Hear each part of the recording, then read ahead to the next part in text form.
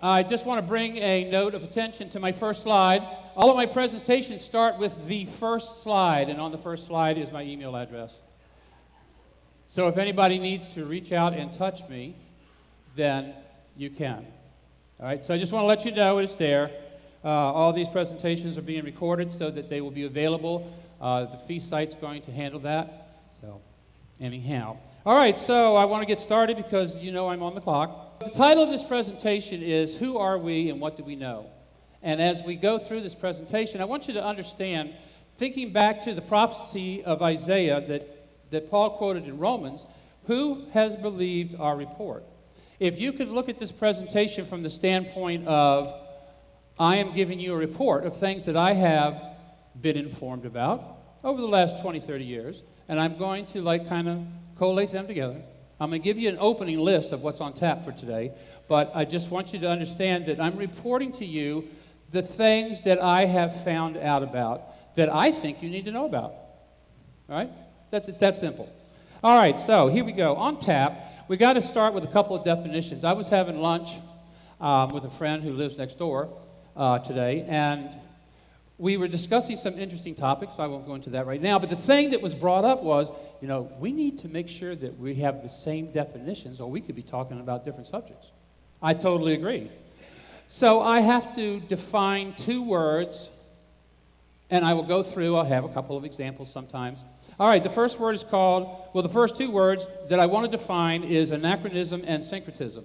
Now, I'm thinking you probably are familiar with syncretism. But anachronism is a little bit different, and so I have got a few examples of this because it's important. I'm going to be quoting other scholars who use the word, and I want that to have meaning for you, and so you need to understand the word. It's a complicated word, okay? It's made up of two parts, ana and chronos. Chronos is the word for time, all right? And ana is not.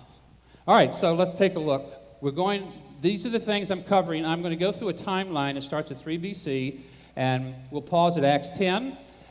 We're going to talk about domestic terrorism today. However, we're going to talk about it from the standpoint of Rome's perspective in the first century and how they handled domestic terrorism within the kingdom. I want you to see that because it appears in the biblical record in the book of Acts, but disappointedly, our English translations do not give the full force effect of the text. But I'm going to go through it with you today so you can see. It's part of my report. But anyway, so we're going to deal with domestic terrorism, or another way to phrase that would be enemies of the state. Enemies of the state of Rome. How do they handle it? It shows up in the New Testament. Okay, next up, I have a scholar who's going to talk about searching for something. He is not only just a regular scholar, but he does archaeology too, so he's got that mixed thing going on. Then we're going to look at self-designations and how does this help us understand the events in the first century. You'll see, I got the book here too. There's a new book that came out. I've got it. I've read most of it. I don't think I'm quoting it today here. I might be quoting it later in the feast, but there's a book. It's called After Jesus, Before Christianity. And the focus of the book is that after Jesus, there was a time period before Christianity started. And this is something that has been discovered recently, and I'm going to present that evidence to you so you'll be able to see that. All right, next up, we're going to pick the timeline up again. We're going to go to Acts 15, go through 24. Then we're going to, and this is an overview, so things will move quickly. We're going to take a middle first century to middle second century overview. That's really going to be quick. Ignatius. This is one of the early church fathers, and he was active at the beginning of the second century. And there's some things that he says that you need to know. Now, some of you may already know this. I have discussed these subjects with some of you, so some of this could just be a review. But he says some things, and you need to know about it. P-oxy. Is this a new washing machine additive? It is not. It is a document that was found recently and has been dealt with, and I'm going to share a bit with you so you can see how this works. Jerome is an early church father. So this section of the presentation is called Early Church Fathers versus Peter, Paul, and Mary. Okay, we're going to be discussing the interaction of early church fathers, 4th and 5th century, with us, okay? Then, after we get through all of that, this is going to go quick, rethinking the beginnings. This is what I want you to do. I want you to rethink the beginnings with this evidence that I'm going to present. And then I'm going to ask a question. Becoming Christian, is that a good thing? You will decide. The last section is going to be excommunicating the faithful. That is also in the New Testament. A whole book is dedicated to it, and I will go through that with you. And finally, the question that I always have to ask is, you're sitting in here, you're listening to what I'm saying, you're reading the quotes as I read them from other people who have done archaeology, they've done study, etc. What are you taking home from this presentation? You need to make that determination when we get to the end. Now, some of the things I'm going to present are going to be difficult to accept on the first pass. I'm just saying, authentication is the order of the day.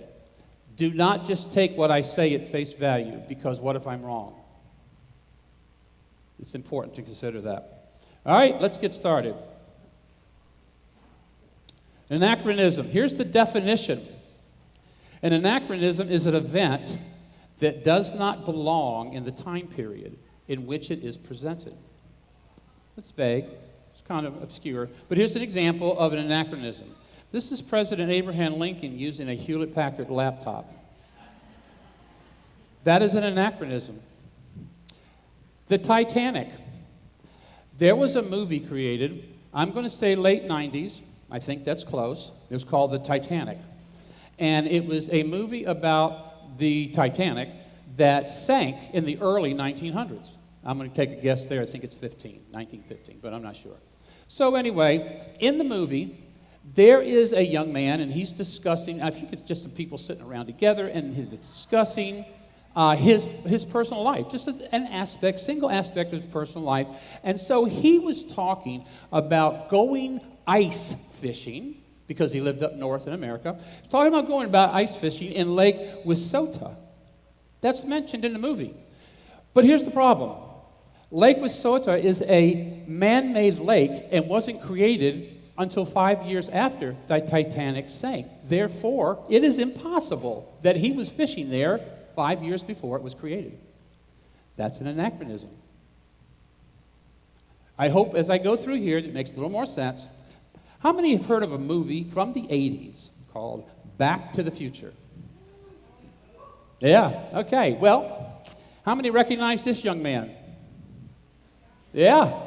Okay, you see the guitar he's playing? 1955? That guitar wasn't made until 1958. That's an anachronism. What can I say? And then there is Catholicism. I have to ask a question about this. What about Catholicism? How do they fit into this picture? Well, here's how they see themselves fitting into the picture. The early church was the Roman Catholic Church. Started in Acts 2. Now, I just got this book just a few days before I left for the feast, so I couldn't finish it, but I will be addressing these issues.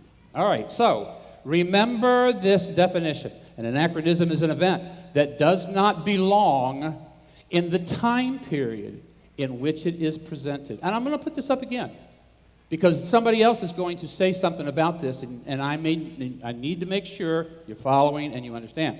All right, so syncretism is a much easier definition. It's the name given to the blending of elements from more than one religion into a distinct system of worship. We've been warned about this, and here's where we were warned. Deuteronomy 12:30, take heed to thyself. By the way, for those of you who are concerned about the archaic language, I do own the King James Bible.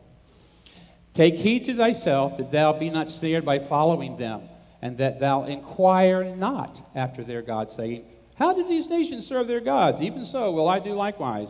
No, not a good idea. That's a bad decision. Okay? So, just want to let you know. All right, so we're going to take up the timeline now. 30 years for Tiberius coming in at 27. That's part of the Roman record. Death, resurrection, and ascent of Yeshua. Acts 1:6. In Acts 1:6, Yeshua has been resurrected, but he hasn't ascended yet. So the disciples and him are having a discussion.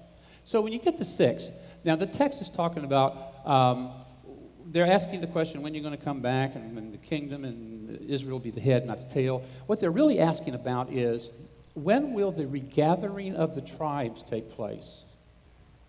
Just plug that in. Just keep it there. And so he gives the answer and is saying, well, I don't know, but it's going to happen. But right now, I want you to focus on this. So that goes into 1, 6, 7, and 8. You read that but when you go back and read this again, just in your mind, replace what is said with, when will the tribes be regathered? And then just see what it does. Okay, Acts 2. Many of us are familiar with Acts 2. There were some events that took place there that were important. And I'm hoping that the people who were generally attending Shavuot, I'm hoping that they made it, because if they didn't, they'd be really disappointed when Paul got back at what happened. All right, Acts 9. Now, this is where Paul was traveling from one place to another. And as you know, he saw a bright light, and some stuff happened there. Now, there have been those who have said, well, this is where Paul was converted to a Christian. I actually have read that in some literature. So I just want to let you know, I'm not good enough to make this up. So it is there. But we're going to see if that fits. All right, continuing Acts 10. In Acts 10, we have Peter. And Peter is dealing with Cornelius. And they get together and they have a discussion. You know the events that happens, and it's kind of interesting. Boy, this is really a fast overview, isn't it? All right, now, Acts 11. This is where domestic terrorism is discussed in the New Testament. So I'm going to walk you through it. Here we go. How did Rome handle enemies of the state? And, think about it. Rome is a very large empire. And they take nations in, usually they beat them up, and then they bring them in. They become like slave-like to some degree. And these people are constantly wanting to not be under Rome's thumb. And so there's unrest, and there's a variety of stuff that goes on. And Rome's got to have people everywhere, like law enforcement, to keep the eye on what's going on. So domestic terrorism was an ongoing event. So they put together a system. And I said this is an overview. Okay, so what they would do is they would take, when they were using the Greek language, because that's a pretty popular language at that time, not everybody did Latin. But if you take the Greek keyword and you add the Latin suffix, now you've put a hybrid word together. This is the hybrid word I'm going to show you. It shows up in our New Testament in Greek. Now, the Latin suffix is translated into Greek letters. I'm going to show you that too, so you'll be able to see it. And I'm going to put a couple of pieces of reference material so that you can follow up and see more. I've got a dozen. I'm putting up 3. All right, so just so you can get a feel for it. But anyway, the way they handled it, and this is very important to who we are, is they take a Greek keyword for that people group, and they add the Latin suffix in Greek, and presto, new word. They did that for everybody, and they did it for us. All right, so if you were going to look at a Greek word for Christ, here you go. Follow me as I read the letters to you, left to right. This is not Hebrew. Left to right, first word. X is C-H, R-I-S-T-I-A-N. Christian. That's the letters. That's what that spells. Now, let's look at the next word to the right. And you notice I have this or that. Let's walk through the letters. C-H-R-I-S-T-I-A-N-O-U-S. Christianos. All right. Now, adding the Latin suffix equates to enemies of the state for Rome. This is how they designated groups. So I'm going to show you now Acts 11, where this comes into play. 1126c. You don't have to raise your hand, but I bet many of you have read this verse in English. And the disciples were first called Christians in Antioch. Some of you have probably read that, right? Do you see that the Greek word is actually Christianos, which is the one with the Latin suffix? So what does that mean to us? Okay. I have put 2 books here for you. The title, Christianos and Roman Imperial Cult, and Why Were the Disciples First Called Christians at Antioch? These are sources you can go find. I do a lot of Kindle stuff because when I travel, then I have access to it because it's in my phone, it's on a tab, that type thing. All right, what I'm going to show you text-wise is the École Biblique from Jerusalem. This Jerusalem is a journal that is printed and published out of Jerusalem, and this is volume 31 from December 1992. The quote was originally in French, which I have. I'm going to put on the screen with the next slide, and then an English translation, but I'm going to move through that so I can read it to you so you don't have to read the small print. All right, so this is what it looks like in small print. I took a picture of the screen. All right, so the top part is in English, the bottom part is in French. Here's what it says. Why were the disciples is the question at hand. The word Christians, think about this now, the word Christians presupposes Jewish expectation of the Messiah. What was the word in Hebrew? Mashiach. When it came over to Greek, what was the word? Christ. They mean the same thing. Different language, different people groups means the same thing. So in the Hebrew work, the Mashiach, this is an important person. This is big-time stuff. And there were expectations of a Mashiach coming soon. And that's because the rabbinical authorities going through the book of Daniel realized that the Messiah had to come before the temple was destroyed, and they were very concerned. But I'm not going to get really heavy into rabbinic stuff. I'm just saying that being the case, there was an expectation. And do you think Rome didn't notice that? Rome noticed that. So that's why I have here that an expectation which had political implications. So if you're going to be talking about political implications, and I think it's very important that I mention this, who is Lord? The emperor. But if you're going to come into this walk, who is Lord? Yeshua.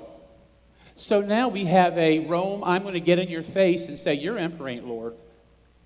My Lord, Yeshua, he's the Lord. They're going to say, oh, okay, that's cool. I don't think so. So this is where in the first century you start your walk, is getting in Rome's face and letting them know who's the true Lord. That always went well. Okay. The proclamation of Yeshua as Messiah in the Jewish community of Antioch occasioned violent disorder in the city around AD 39 to 40. This is historical out of Rome. I'm not reading this out of the apostolic writings, okay? The followers of the Messiah, or Christos, called Christianos, for the first time by the Roman authorities at Antioch, were blamed for the unrest. The name was thenceforth synonymous with sedition and crime. So, now I'm going to rewrite in the last bullet here of this slide what a more accurate translation of that verse would be, 26c, as now that we've built this case. And that is, it was here that they were first called enemies of the state. Slightly different perspective. So, just saying. All right, let's move on. This is the review. First time the Antioch followers of Christ were called enemies of the state. I want that to be burned into your mind. All right. Why is this an important note? I'm bringing this up, and it does fit into a collection of information that I'm sharing, but also, notwithstanding the 3 occurrences of this word scattered through the entire apostolic writings, occurs 3 times, let's look at the list of what the disciples were called in these apostolic writings. Because if you look at your English translation, you're going to see that everybody was called Christian all the time. But that's a problem. All right, self-designations is what I call this, and I got this from the title of this book, which is right here in the picture. Self-designations and group identity in the New Testament. So, here is a list out of the book, which I wrote down to simplify this for you, of the collection of every single occurrence where the believers We're called something. Okay, here we go. Believers, saints, the assembly, disciples, the way, Christian? No. Yeah, interesting. Stay with me. Let's go to archaeology. AW means apostolic writings, by the way. What terms would, this is a quote from the book, what terms would early Christians have used when they addressed one another? What would they have called each other? Would they have said, are you a Christian? Well, you are, because that's your first name, but forget him. Are you a Christian? Or are you a disciple? Or are you a believer? How would various Christian groups have answered the question, who are you? In the first century, in Second Temple period, in land of Israel, in a community of believers of the book. What would they, okay? Now remember, I'm quoting, this is a quote. How did the authors refer to members of the communities to whom they were writing, and how would these members have referred to each other? And here in section 1.3, so if you think about it, section 1.3 is the beginning of this book. He's got a whole book. You saw the book. It's a big book, and he builds a case, and I'm just giving you section 1. So here we go. The term Christian, it is obvious that when we discuss the earliest Christians, we need a designation to use. Until recently, Christian was the term that most scholars used, and that is true. I've seen it. However, it is hard to avoid the charge of anachronism in the use of the term. That's the key word. That's what I wanted you to be able to get. All right? Anachronistic. An anachronism is an event that does not belong in the time period in which it is presented. So in the previous slide, he said, however, it is hard to avoid the charge of anachronism in the use of the term. That means he's stating from his work that calling people Christians in the first century when it is not reflected in the underlying text is causing something to be not in the right place. That's important. All right, let's keep going. His conclusion is the word Christian is never used in the apostolic writings in the first century as a self-designation. Well, that's kind of interesting. Let's keep on going. This is another doctor, scholar, archaeologist. There's the link to be able to access document.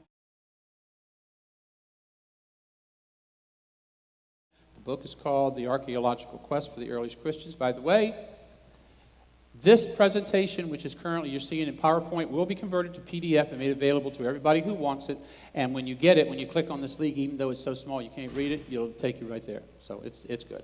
Okay, this is from 2018. This is a quote, very interesting. The race for the next spectacular artifact is on.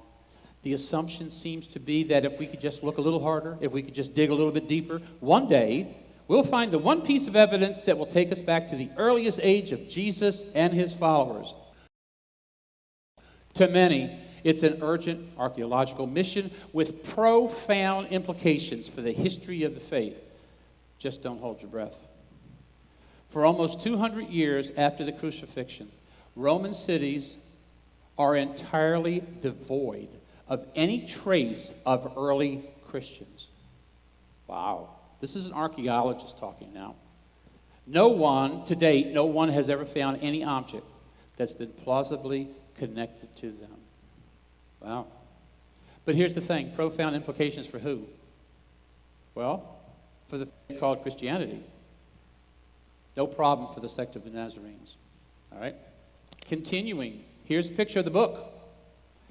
After Jesus, before Christianity.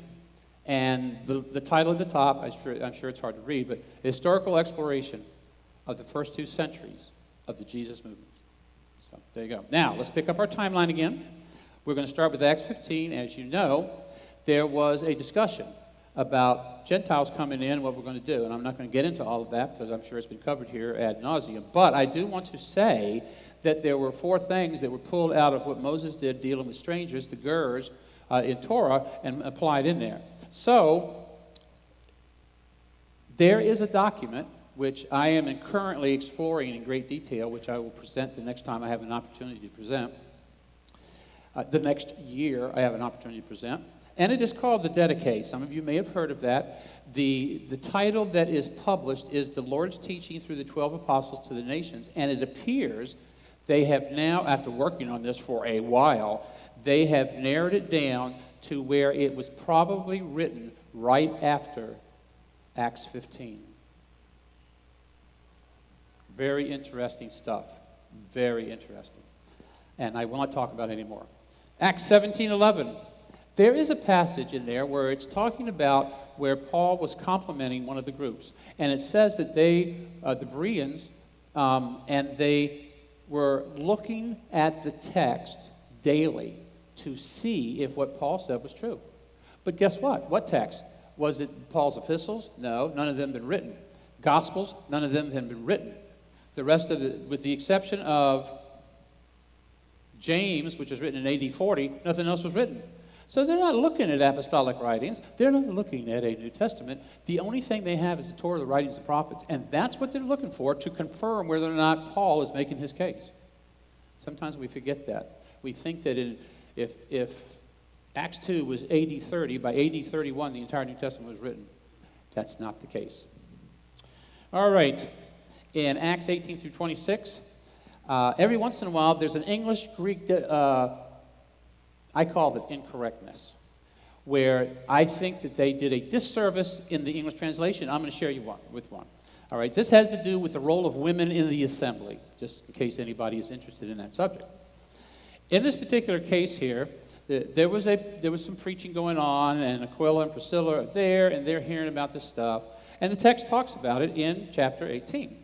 Now, in the way that you see the English here, you'll notice that Aquila, the male, is first, and Priscilla, the female, is second. That's how the English text places it out there. But if you look at the Greek text, it's Priscilla and Aquila. And the reason that is important is because in the Greek language, the one that comes first has preeminence over the second one. But when the translators of the scholarly group that translates the text came to the Greek and they said, we're not going to put her first. We'll put him first. Nobody's going to even know. And that's exactly right. That's exactly how it is. So you can go look and you can see the Greek. I'm telling you, it's first. And the same thing happened with Junia, an apostle, Romans 16:7. They had a problem in the early 1900s. I don't have any slides for this. I'm just throwing this in.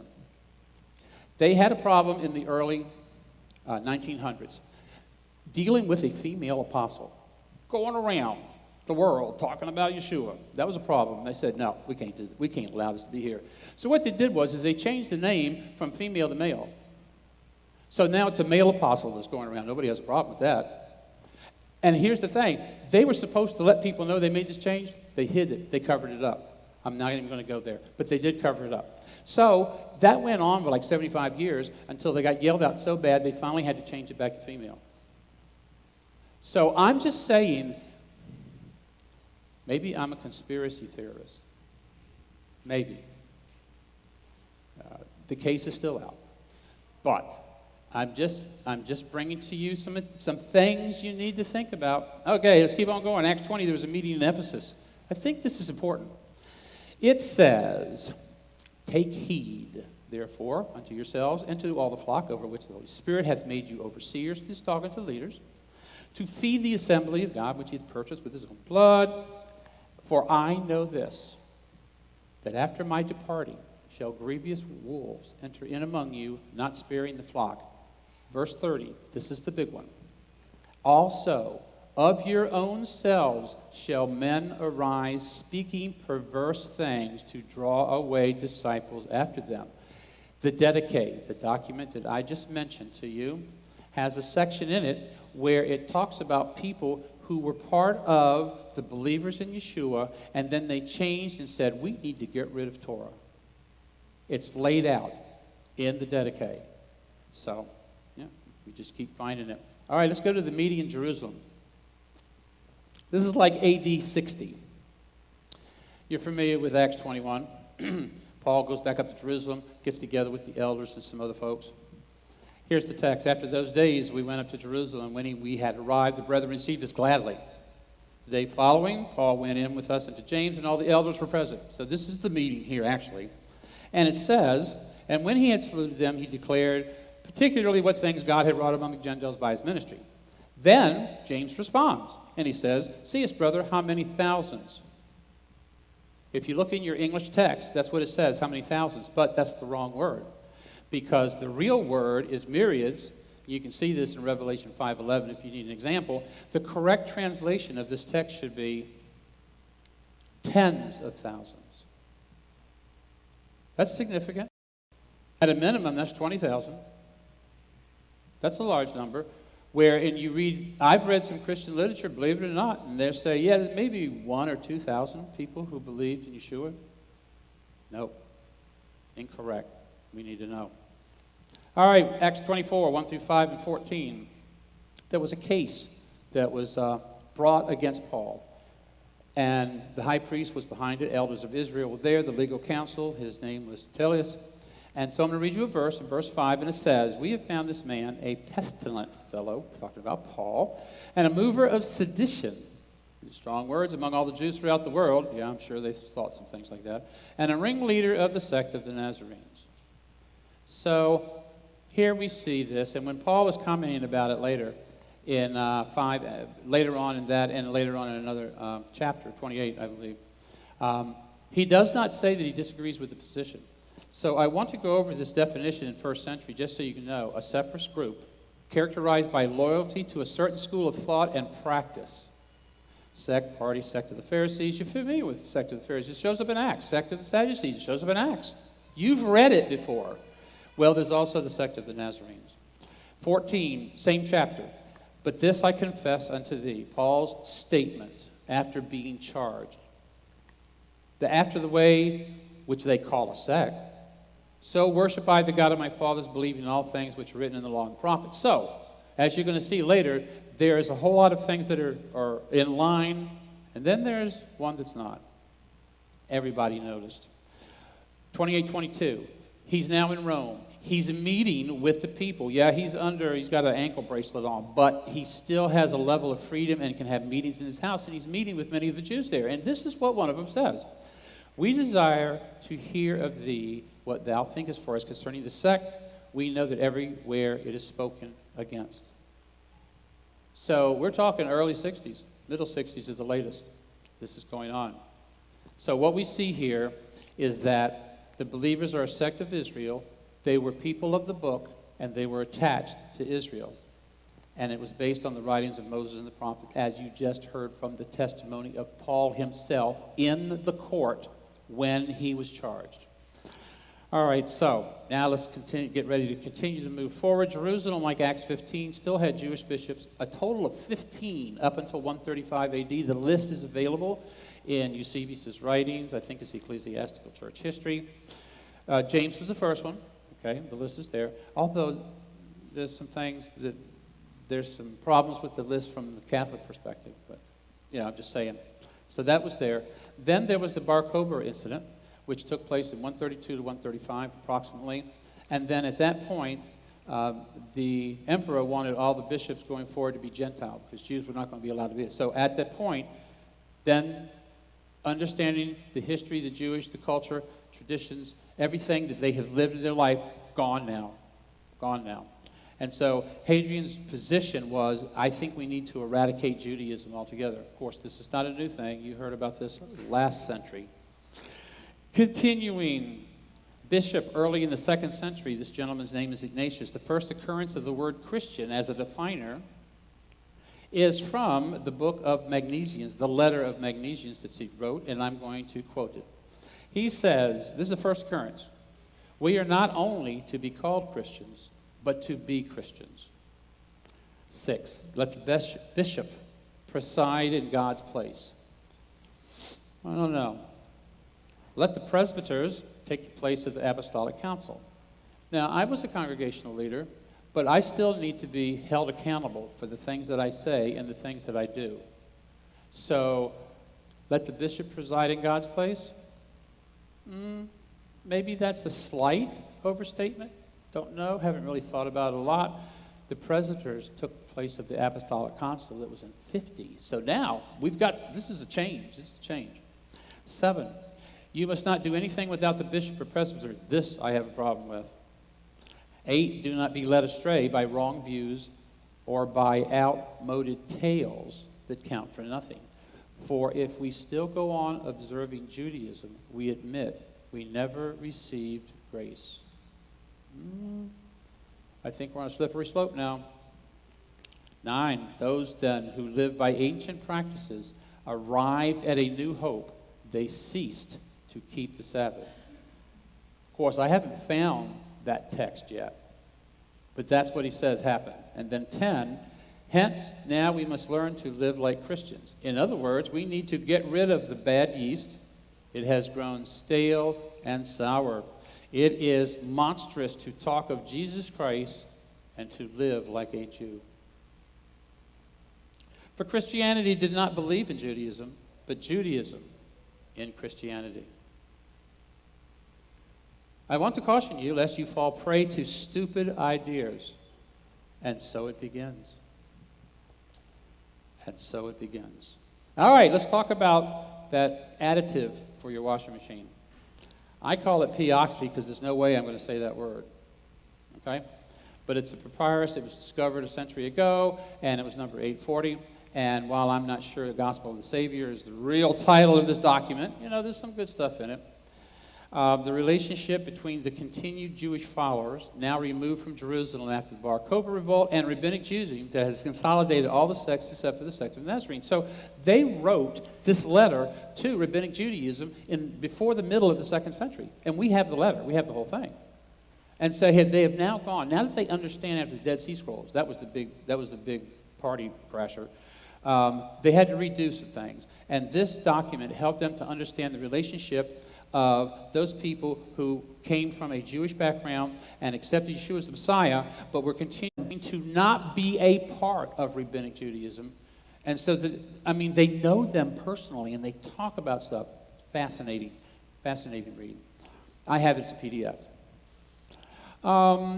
P-oxy 840 group continues, including new writings. The thing about this was we have additional writings beyond the scope of the Scriptures. Now, I'm not saying that we need to incorporate this or anything like that. I'm telling you this is a historical document that talks about historical things in the 2nd century, in the 3rd century, in the 4th century, and in the 5th century. We have those. They've been uncovered. We have multiple instances of commentaries written by these people for the book of Isaiah, where they communicate, in a manner of speaking, with rabbinic Judaism. And some interesting interpretation. All right, the beginning of the formation of Christianity and the removal of key parts of Moses and the prophets. I'm putting this here because this is the road that we're on, so stay with me. Don't get off yet. Polycarp and Polycrates. They were leaders in the 2nd century. I believe Polycarp was born in 69, and he was actually in fellowship, relationship with many of the apostles who were alive toward the end of the 1st century. And Polycrates came on a little after that. Polycarp is around 150, and Polycrates, the quote that I have is 192. I'm not going to get into that, but I just want to say that they had interaction with the Roman side. I remember I told you that there was a change and there was going to be a bishop that was now going to be Gentile. It didn't take 20 years before they were attaching so much strength to the traditions of change that people like Polycarp and Polycrates had to go in there and try to correct it, and they wouldn't receive the correction. We have the letters on this. We have the entire historical accounting. So it's there. It's there. The transition from the teachings of the Torah to a synchronized pagan belief system. It started there in the 2nd century, continued to move in the 3rd century, came to fruition in the 4th century. I'm doing a lot more research on that. So, like I said, this is an overview. I'm going to have a lot more detail next time. So, I want to review anachronism. It's an event that does not belong in the time period in which it is presented. So, was Christianity really in the 1st century? Let's find out. Let's ask the early church fathers down a little further What did they call the first believers? Because they write about this. They write about it. So let's just read their writings. You don't need to hear from me. I'm just going to put it up here on the screen. Epiphanes from Panarium 29, they did not call themselves Christians. This is early church fathers, Catholics, the leaders of Catholicism in the 4th and 5th century, writing. They never called themselves Christians. Interesting. They called themselves Nazarenes. They remained wholly Jewish and nothing else, for they used not only the New Testament, but also the Old, like the Jews. They live according to the preaching of the law as among the Jews. And I just want to say, Constantine's dead and gone when this is written. This is a long time after that. Let's go to another one. Another early church father, well-established, wrote the Latin Bible. His name was Jerome. And this is what he writes. The Nazarenes accept Messiah in such a way that they do not cease to observe the old law. He was in relationship with the Nazarenes in the 4th century, because in another quote that's not here, it talks about how he got together with them and got a hold of the Hebrew account of Matthew, which he says it was originally written in Hebrew. He had a copy of it that was made from the Nazarenes, and he used it. So that's interesting. Let me go on with this particular letter that he wrote to another early church father. His name was Augustine. He said, though believing in Christ, they were denounced and cursed by the early church fathers for this one error. They professed their faith in that which was new, Yeshua, without letting go of what was old, God's instructions. It's right there. It's right there. Now, I want to give you a creed just so I can melt this thing down. This is the creed. This is what you say when you are getting ready to become a Christian. I renounce all customs, rites, legalisms, unleavened bread, sacrifices of lambs of the Hebrews, and all other feasts of the Hebrews, sacrifices, prayers, aspirations, purifications, sanctifications, procreations, and fasts, new moons, Sabbaths, superstitions, hymns, chants, observances, and synagogues, and the food and drink of the Hebrews. In one word, I renounce everything Jewish, every law, rite, and custom. And if afterwards I shall wish to deny and return to Jewish superstition, or shall be found eating with Jews, or feasting with them, or secretly conversing and condemning the Christian religion instead of openly refuting them and condemning their vain faith, then let the trembling of Gehazi cleave to me, as well as the legal punishments to which I acknowledge myself liable. And may I be cursed by the Pope in the world to come, and may my soul be set down with Satan and the devils. If you agree to that, you can be a Christian. I tell you what, that's a little rough for me. I got some questions about that.